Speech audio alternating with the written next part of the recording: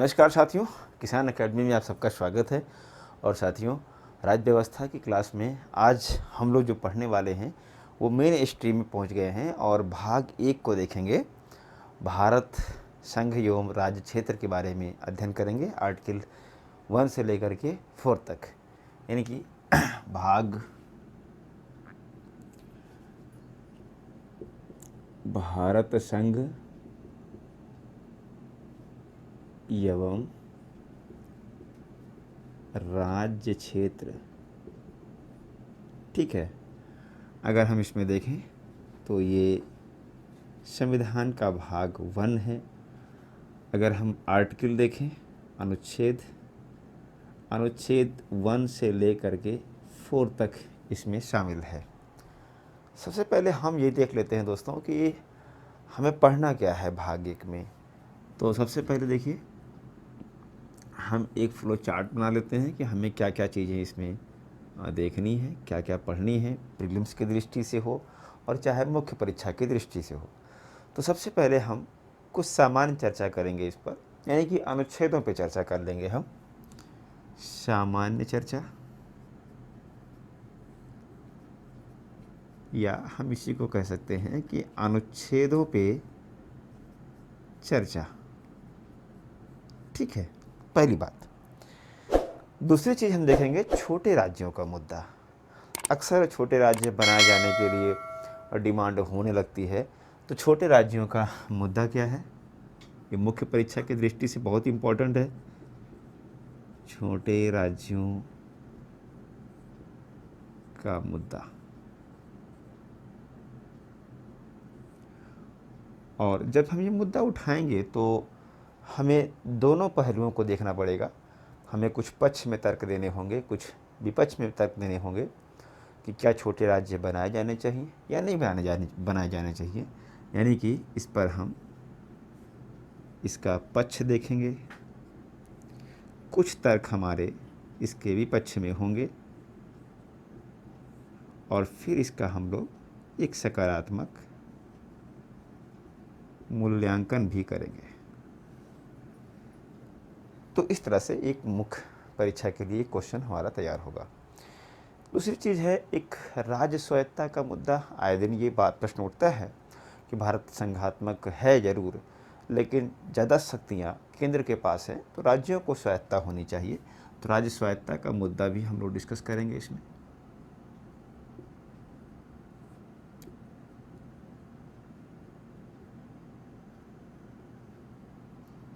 राज्य स्वायत्तता, राज्य स्वायत्तता क्या होती है, यानी कि इसके अर्थ को समझेंगे और फिर इसमें भी हम पक्ष और विपक्ष दोनों पर चर्चा करते हुए हम इसका एक मूल्यांकन करेंगे।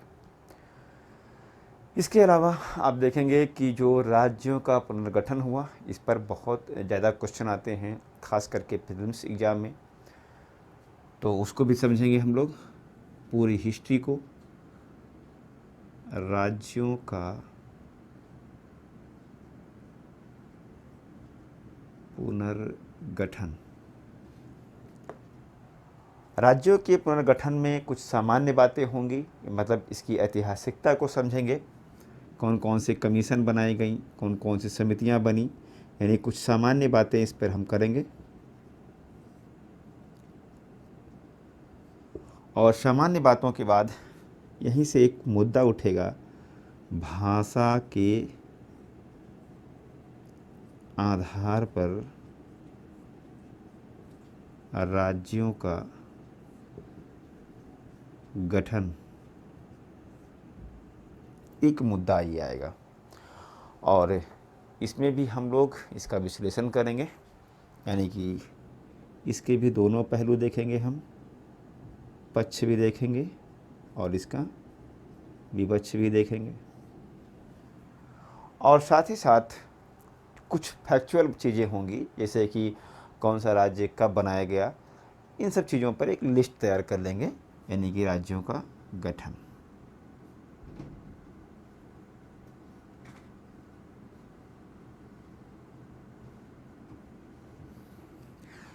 भाग 1 में इतना पढ़ना है दोस्तों, इतना अगर हम तैयार करेंगे तो ही आप प्रीलिम्स के बारे में सोचिए और तो ही आप मुख्य परीक्षा के बारे में सोचिए। ये चार्ट इसलिए बनाया जाता है क्योंकि हमें समझ में आता है कि हमें हर टॉपिक में क्या पढ़ना है, क्या सीखना है। तो अब चलिए हम स्टार्ट करते हैं, देर न करते हुए सीधे अनुच्छेदों पर चर्चा करेंगे, क्योंकि क्लियर ये है कि हम इसमें भारत संघ और उसके राज्य क्षेत्रों के बारे में पढ़ने चल रहे हैं। तो आर्टिकल 1 से ही स्टार्ट करना पड़ेगा। तो स्टार्ट करते हैं आर्टिकल 1।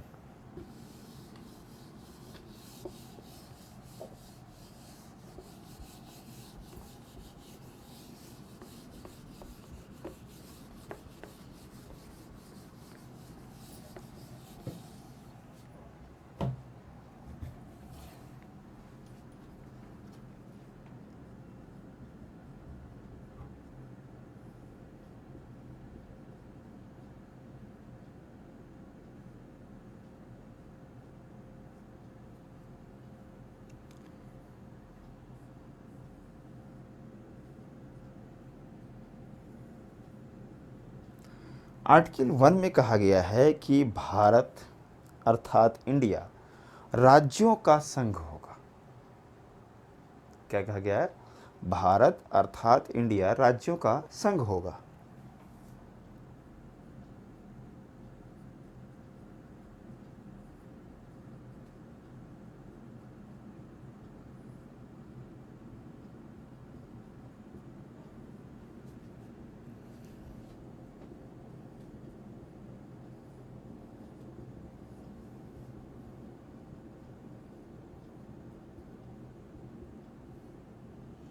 ये अनुच्छेद 1 में कही गई बात है।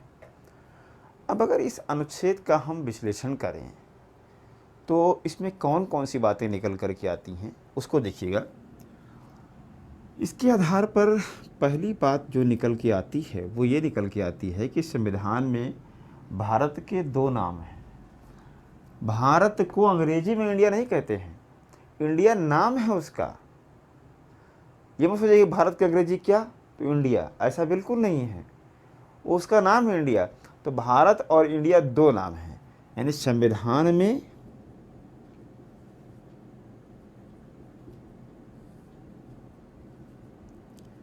भारत के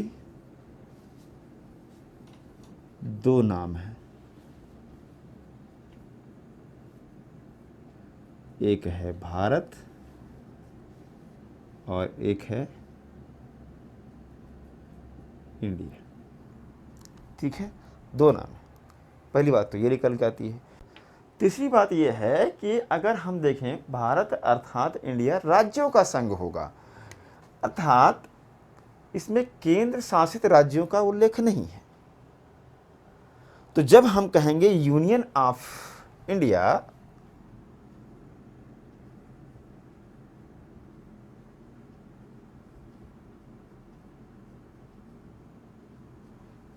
यूनियन ऑफ इंडिया में केवल राज्यों को सम्मिलित किया गया है।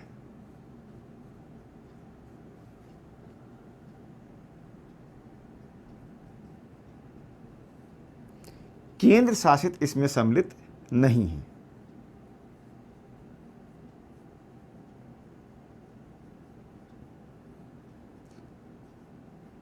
लेकिन जब हम बोलें भारत राज्य क्षेत्र तो उसमें दोनों सम्मिलित होंगे, यानी कि ये राज्य और केंद्र शासित दोनों सम्मिलित हो जाएंगे जब हम इसके लिए एक शब्द पढ़ेंगे, भारत राज्य क्षेत्र, ये शब्द। तो अनुच्छेद 1 से इतनी बातें निकल करके दोस्तों आती हैं। क्या क्या बातें निकल करके सामने आई? राज्यों का संघ होगा, अर्थात संघात्मक शब्द का प्रयोग नहीं है, राज्यों के संघ की बात कही गई है। संविधान में 2 नाम है भारत के, यूनियन ऑफ इंडिया में केवल राज्यों को शामिल किया गया है, बल्कि भारत राज्य क्षेत्र जब कहते हैं तब उसमें दोनों को सम्मिलित किया जाता है।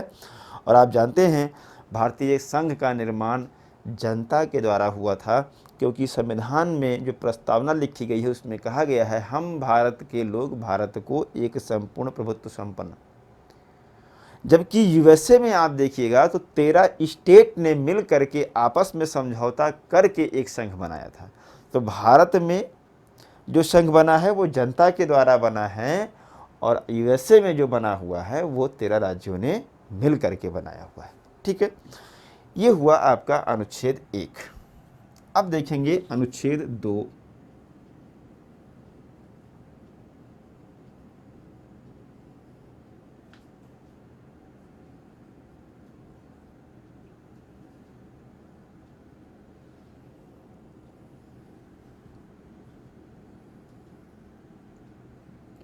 अनुच्छेद 2 बहुत ही इंपॉर्टेंट है। इसके तहत भारत के बाहर के राज्यों को मिलाए जाने के प्रावधानों को बताया गया है। अब जो वर्तमान में भारत में हैं वो तो है ही हैं, अगर किसी नए क्षेत्र को भारत में मिलाया जाता है तो उसके बारे में आपको बताता है आर्टिकल 2। और इसमें ध्यान रखिएगा कि भारत अंतर्राष्ट्रीय कानूनों का, नियमों का पालन करता है, और उसी को ध्यान में रखते हुए उसने अपने संविधान में कुछ विधियों को रखा है। उन विधियों को हम समझते हैं कि कौन कौन सी विधियां हैं जिसके द्वारा भारतीय क्षेत्र में किसी बाहर के क्षेत्र को मिलाया जा सकता है। आप देखिएगा, इसकी अगर मेन हेडिंग समझ लें तो मेन हेडिंग ये है कि बाहर के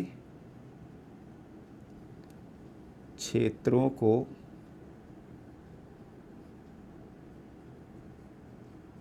मिलाने की विधियां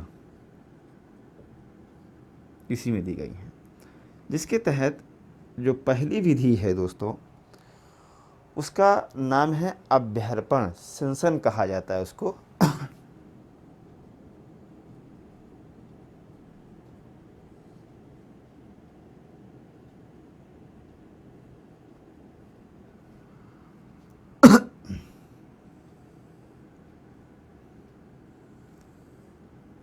इसका मतलब क्या है हम व्याख्या कर दे रहे हैं, बाकी नोट्स आपको पीडीएफ में मिलेगा ही, है मन हो तो नोट कर लीजिएगा। जब किसी राज्य या देश का सत्ताधीश या सत्ताधारी, वहाँ का सुप्रीम, अपनी संप्रभुता या अपना पूरा क्षेत्र भारतीय संघ को सौंप दे, जैसे नेपाल है, नेपाल में जो भी राष्ट्रपति प्राइम मिनिस्टर हैं वो लोग कह रहे हैं कि हम भारत को सौंप रहे हैं नेपाल को, अब हमारा सब कुछ अब आप ही देखिए, हम आप में शामिल हो रहे हैं, यानी अपनी संप्रभुता को क्या कर दे, वो सौंप दे, तब वो भारत का हिस्सा माना जाएगा। अभ्यर्पण का मतलब समझ गए, यानी कि जब कोई बाहर का राज्य क्षेत्र का जो स्वामी है उस भूमि का, वो अपनी संप्रभुता भारत को सौंप दे अपनी मर्जी से, तो वो हिस्सा भारत में सम्मिलित मान लिया जाएगा। दूसरा पॉइंट जो है इसका वो देखिए, दूसरा है उपवृद्धि। उपवृद्धि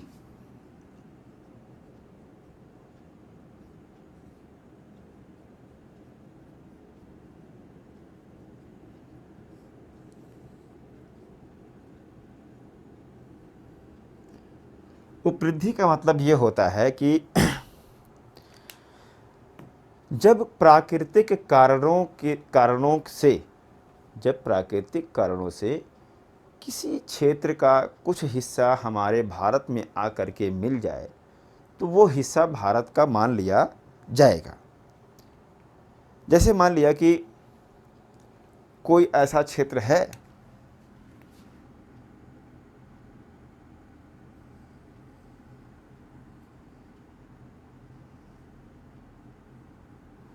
अब यहाँ पर मान लीजिए कि ये मेडागास्कर है और यहाँ पर ये इंडिया है, यहाँ पर ये इंडिया का हिस्सा है। अब मान लिया भूकंप आ जाए या कुछ ऐसी हलचल हो जाए, प्लेट टेक्टोनिक घटना घट जाए, ये सब नेचुरल घटनाएं हैं। अब इस घटना के कारण मेडागास्कर का कुछ हिस्सा टूट करके और आ करके भारत में यहाँ पर क्या कर जाए, मिल जाए, तो वो हिस्सा भारत का मान लिया जाएगा। अर्थात प्राकृतिक कारणों से जब कोई हिस्सा भारत में आकर के मिल जाता है तब वो भारत का हिस्सा माना जाएगा। ये है उपवृद्धि। तीसरा है आवेशन, एक्विप्शन।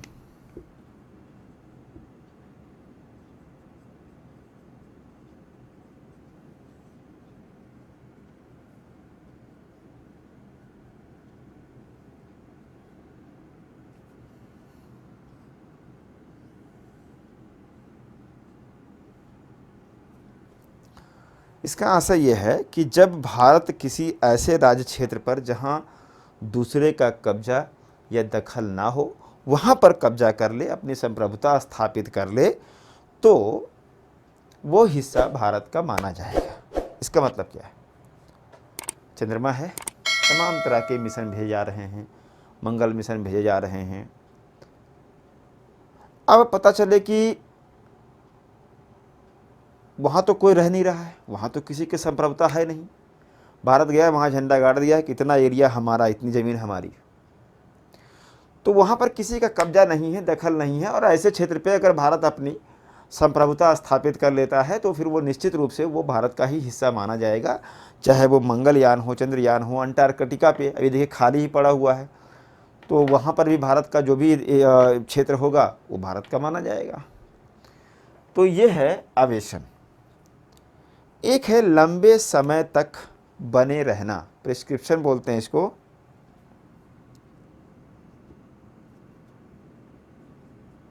लंबे समय तक बने रहना।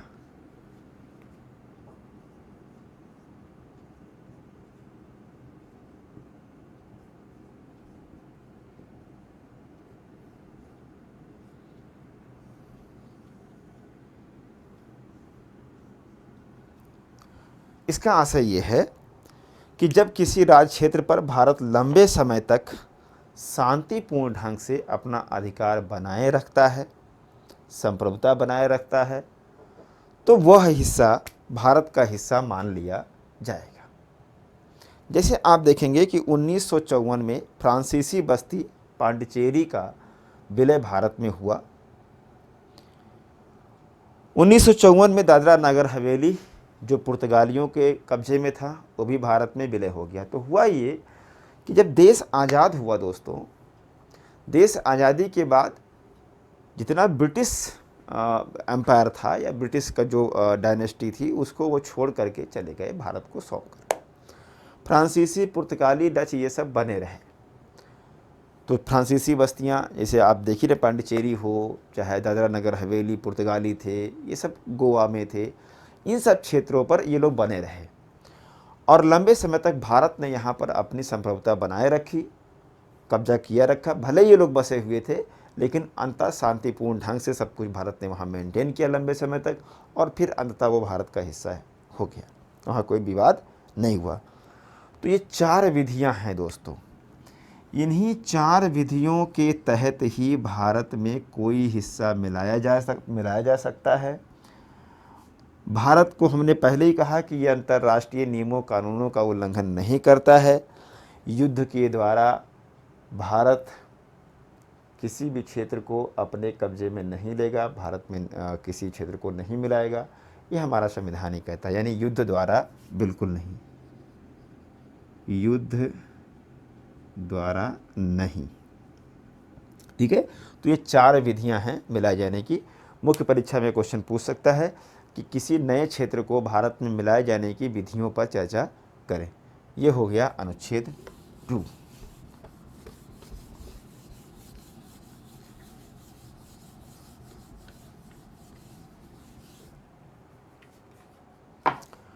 अनुच्छेद 3 देखिए।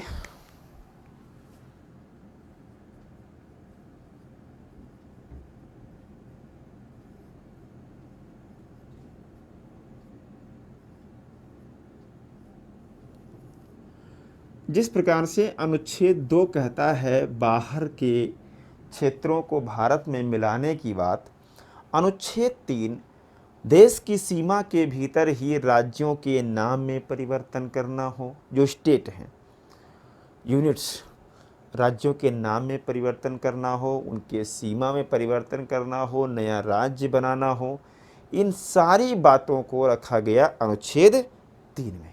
यानी कि इसके तहत क्या है, भारत के भीतर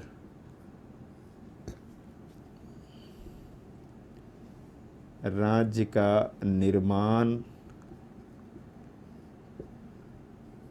नाम परिवर्तन,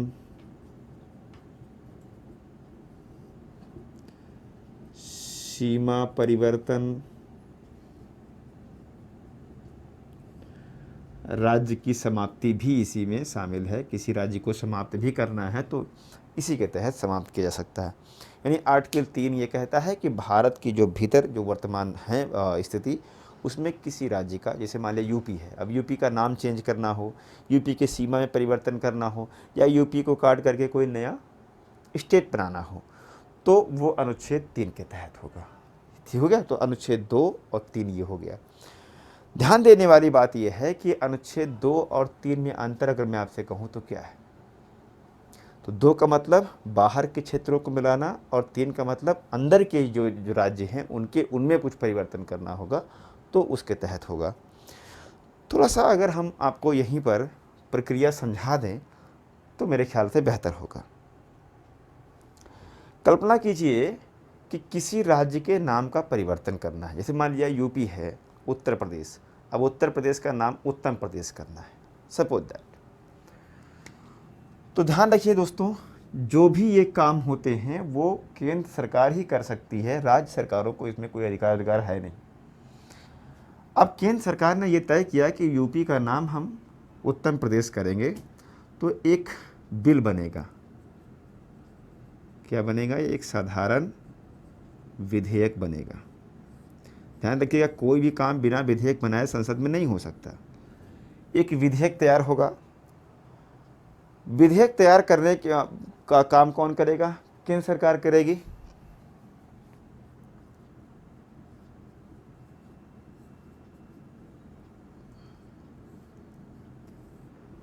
अब केंद्र सरकार ने जब विधेयक तैयार कर दिया, बना दिया, तो एक चीज़ यहाँ पर ये भी ध्यान रखिएगा कि जो विधेयक बनता है राज्यों के नाम परिवर्तन को लेकर के, वो राष्ट्रपति की पूर्व अनुमति से बनता है। यानी कि ये कैसे बनेगा? प्रेसिडेंट की पूर्व अनुमति से बनेगी। इसीलिए कहता है कि इस विधेयक पर राष्ट्रपति हस्ताक्षर करने के लिए क्या हो जाता है? बाध्य हो जाता है। अब जब ये मंत्रिमंडल ने सब काम कर लिया, विधेयक तैयार हो गया, तो इस विधेयक को संबंधित राज्य के पास अनुशंसा के लिए भेज दिया जाता है। अब ये विधेयक कहाँ जाएगा? संबंधित राज्य के पास, यानी यूपी चला आएगा।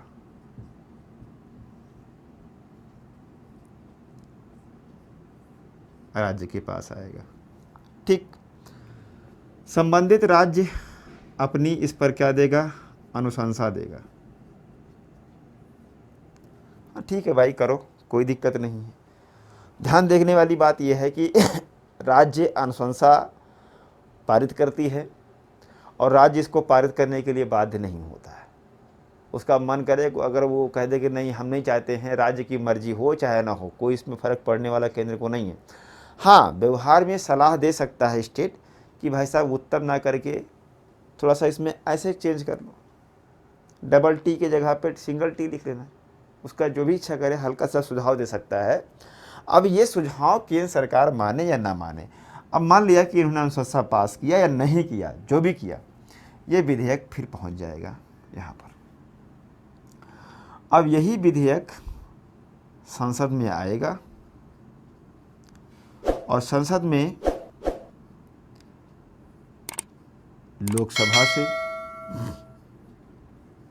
और राज्यसभा से ये पास हो गया। और पास होने के बाद कहाँ जाएगा? ये प्रेसिडेंट के पास जाएगा और प्रेसिडेंट इस पर हस्ताक्षर करेगा ही, क्योंकि उसी की पूर्व अनुमति से ये सब चीज़ें हुआ है।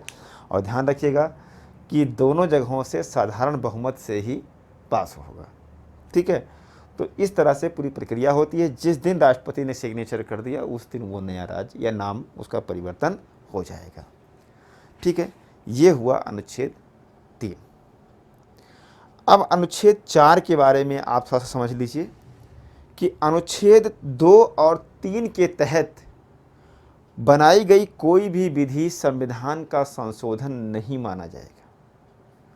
यानी आर्टिकल 2 और 3 के तहत अगर कोई भी विधि बनाई जाती है तो वो संविधान का संशोधन नहीं माना जाएगा। अर्थात संशोधन में नंबर नहीं दिया जाएगा कि 52वां संविधान संशोधन, 53वां संविधान संशोधन, इस तरह से नंबर नहीं दिया जाएगा।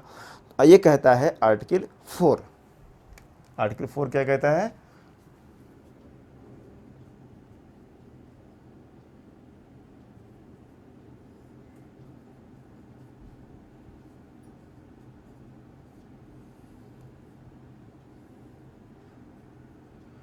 अनुच्छेद 2+3 के तहत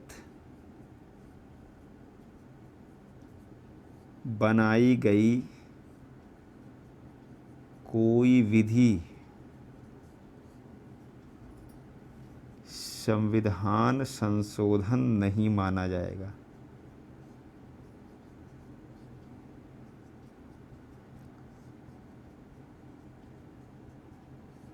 अर्थात नंबर नहीं दिया जाएगा, ये कहता है आर्टिकल 4। जैसे मान लिया हमने यूपी का कहा, उत्तर प्रदेश का नाम उत्तम प्रदेश हो जाएगा, तो उसके लिए कोई संशोधन नहीं है कि 52वां संविधान या 105वां संविधान संशोधन के तहत इसका नाम परिवर्तन किया गया। ये सब चीज़ें नहीं होती हैं, सिंपल मेजॉरिटी से ये सब चीज़ें हो सकती हैं। तो ये हुआ आपके आर्टिकल पे चर्चा। हाँ, ये ध्यान रखिएगा कि यदि किसी नोट में लिख लीजिएगा, यदि किसी कारण से बड़े क्षेत्र को, कोई बहुत बड़ा मान लीजिए विवाद है, किसी देश के साथ सीमा विवाद है और सीमा विवाद को सॉल्व करना है, तो किसी बड़े क्षेत्र को अगर हम किसी विदेशी शक्ति को सौंपते हैं या किसी परराष्ट्र को सौंपते हैं, वो भारत का बड़ा क्षेत्र है, तो इसके लिए संविधान में संशोधन करना पड़ता है और ये संशोधन होगा विशेष बहुमत से। और ये अनुच्छेद 2 और 3 के तहत नहीं आएगा। लेकिन ध्यान रखिएगा कि अगर कोई विवाद निपटारा करना है और कोई छोटा भूभाग देना है किसी देश को, तो दिया जा सकता है, उसके लिए कोई संशोधन करने की ज़रूरत नहीं है। जैसे आप देखेंगे कि बांग्लादेश को एक छोटा भूभाग सौंपा गया उसको, और कुछ क्षेत्र उससे भी हमको मिला था, तो उसके लिए कोई संशोधन नहीं करना पड़ा था।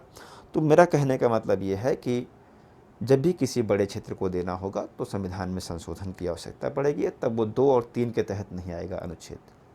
हाँ, किसी छोटे क्षेत्र को अगर झगड़े को समाप्त करने के लिए करना है तो वो संशोधन माना जाएगा। ये आपकी सामान्य चर्चा हो गई अनुच्छेदों पर। अब इससे आगे हम लोग चर्चा करेंगे मुख्य परीक्षा पर और उठाएंगे छोटे राज्यों का मुद्दा। मिलते हैं अगली क्लास में। Thank you.